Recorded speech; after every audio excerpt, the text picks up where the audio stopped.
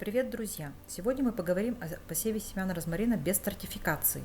Розмарин – это замечательное растение, которое можно вырастить на рассаду прямо у себя дома с последующим выращиванием в горшке на подоконнике или же в открытом грунте. Мы будем сеять семена без длительной стратификации. В стратификации мы предпочтем холодное замачивание семян в растворе эпина. Как показывает практика, такое замачивание семян обеспечивает улучшение всхожести почти в 2 раза. Итак, первым делом мы с вами подготовим раствор эпина. Здесь у меня пол-литра воды, я капнула туда 2 капли эпина. Далее мы берем ватный диск и обильно смачиваем его раствором. Излишки жидкости сливаем. Диск должен быть хорошо смочен, но семена не должны плавать в воде.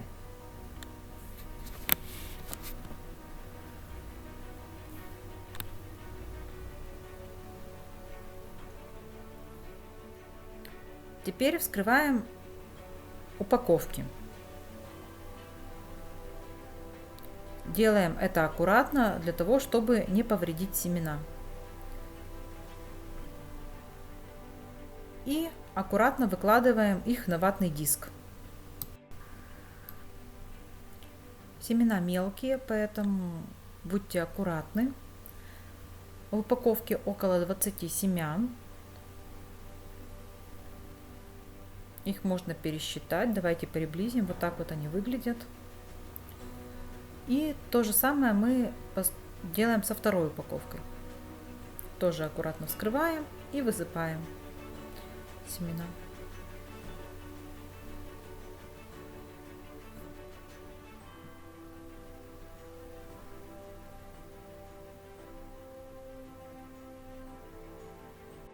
После того, как мы разместили все семена на ватном диске, мы его закрываем, нашу тару, и маркируем. Вы должны обязательно промаркировать, чтобы ничего не забыть, ничего не потерять. Мы пишем, что это розмарин, указываем, что это розмарин нежность, сорт, и дату замачивания семян. Это 8 февраля. И в таком виде мы убираем семена в холодильник на сутки. Это будет мини-стратификация холодом, без длительного периода. Итак, прошли сутки. Теперь необходимо посеять семена в грунт. Вот так выглядят семена. Они набухли и стали покрыты слизкой оболочкой. Для того, чтобы было удобно посеять семена, мы будем их выкладывать на салфетку. Аккуратно выкладываем семена на салфетку. Перекладываем, чтобы ни одно семечко не потерялось. Сделать это не очень удобно, так как они покрыты слизкой оболочкой.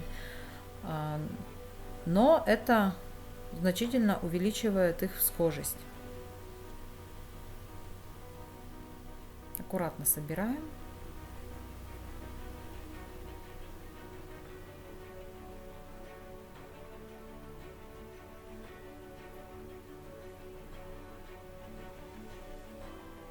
Каждое семечко, чтобы ничего не пропало.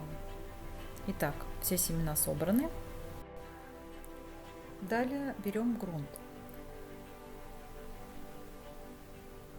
Здесь у меня смесь верхового и низового торфа, а также перлит и вермикулит. Эти компоненты отлично улучшают качество грунта, делая его более рыхлым и воздушным, а также дает дополнительную подкормку. Грунт должен быть слегка влажным, но не сырым.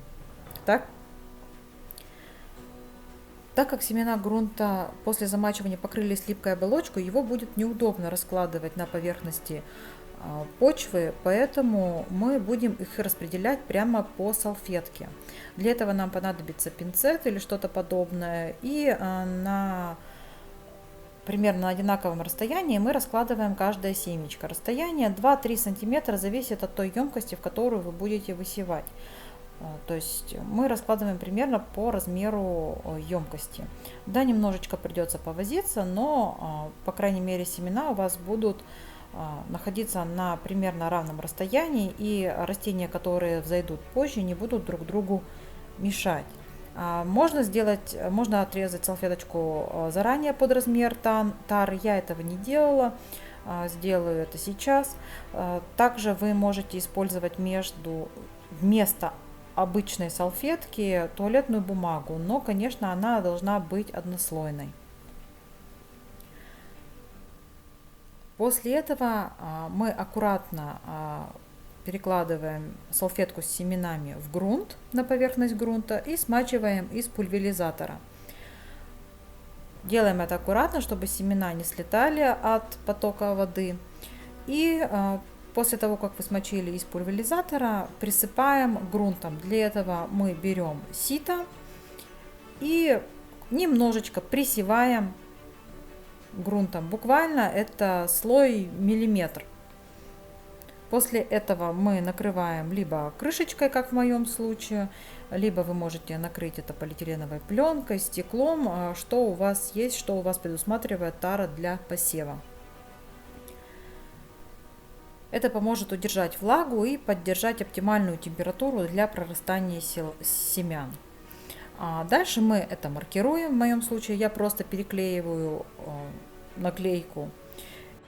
После этого мы ставим емкость в теплое место с ярким, но разбавленным солнечным светом. Розмарин любит свет, но недостаток влаги и перегревания могут повредить растения. Через несколько недель вы увидите, как семена начнут прорастать. После этого можно убрать пленку.